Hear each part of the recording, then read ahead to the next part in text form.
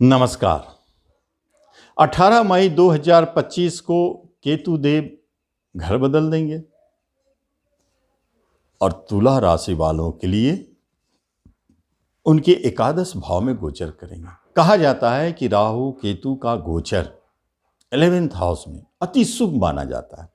अगर सच में तुला वालों के लिए यह गोचर शुभ हो गया तो ये इनकम घर, इच्छा घर, प्रेजेंट इनकम घर पर बैठा हुआ केतु क्या क्या दिखाएगा, क्या क्या कर देगा, वो आपने कभी सोचा भी नहीं होगा। क्योंकि ये केतु देव आपके जीवन में जैसे ही 18 मई को सिंह राशि में प्रवेश करेंगे, आपका 11th हाउस एक्टिवेट हो जाएगा बहुत तेजी से। तो क्या करेगा? अगर वो जागृत हो गया तो सबसे पहली बात, इच्छा पूर्ति का घर है। बड़ी से बड़ी इच्छाओं को पूरा करना इस केतु के हाथ में है। सोसाइटी में, समाज में आपका नेम फेम बना देंगे। केतु को झंडा भी कहा जाता है। कहने का अर्थ है कि आप जिस क्षेत्र में केतु आपको ले जा रहे हैं वहां आपका झंडा फहराता नजर आएगा। नेम फेम यश दिला देता है, चाहे अध्यात्म हो चाहे भौतिक हो। लेकिन आध्यात्मिक चूंकि इनका नेचर है और बैठे हैं इनकम घर में, तो इनकम तो कराएंगे ही, बहुत बड़े सोर्स ऑफ इनकम को जन्म दे देते हैं जो अद्भुत है। यही केतु देव आपके बड़े भाई बहनों से थोड़ा आपको अलग कर सकते हैं, परेशान कर सकते हैं। क्योंकि वहां रिलेशन है इसलिए उनको परेशानी हो सकती है।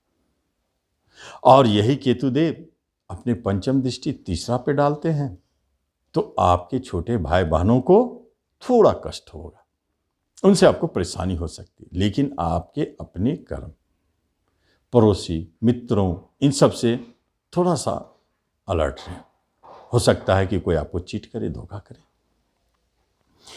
पंचम पर दृष्टि केतु का एक अद्भुत दृष्टि है, क्योंकि जब केतु खुश होकर के आपके पंचम स्थान को प्रभावित कर रहे हैं तो शेयर मार्केट में आपका ही झंडा लहराएगा। जबरदस्त लाभ।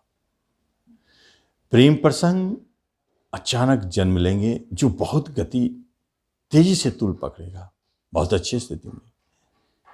एजुकेशन, शिक्षा में उच्चता की प्राप्ति, टॉपर बना देना, अवार्ड दिला देना इनके हाथों में है।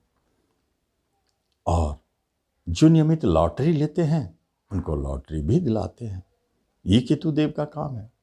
और यही पंचम स्थान आपका संतान का भी है, इसलिए कोई एक संतान आपके बहुत नाम कमाएंगे। जो बच्चे इस वर्ष, इस 1.5 वर्ष में जन्म लेंगे, निश्चित आपके घर में नेम फेम करने वाले होंगे, नामी होंगे।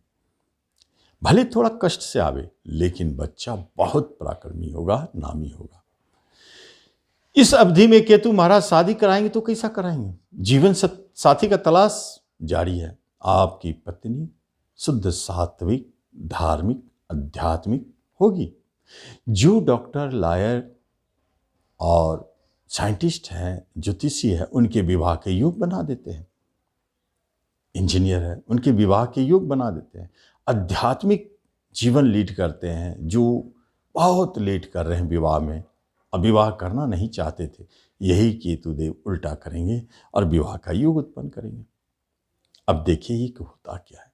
अगर सूर्य पहले से आपके 11th हाउस 5 लिखा है, जहां केतु है वहां सूर्य बैठा हो तो क्या करेंगे? पिता से लाभ, पिता को लाभ, नेम फेम की प्राप्ति, कीर्ति ध्वज योग, आपको नाम देगा। चंद्रमा हो तो क्या करेंगे?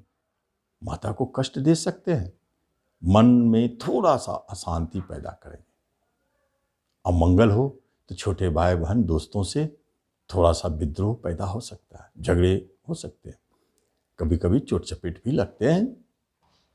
और उसी जगह बुध हो तो बिजनेस में जबरदस्त लाभ, और शुक्र हो तो फिर क्या हो?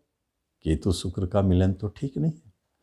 धन आप काफी दान करेंगे, खर्च बहुत तेजी से होगा, हाथ में रोकना मुश्किल होगा।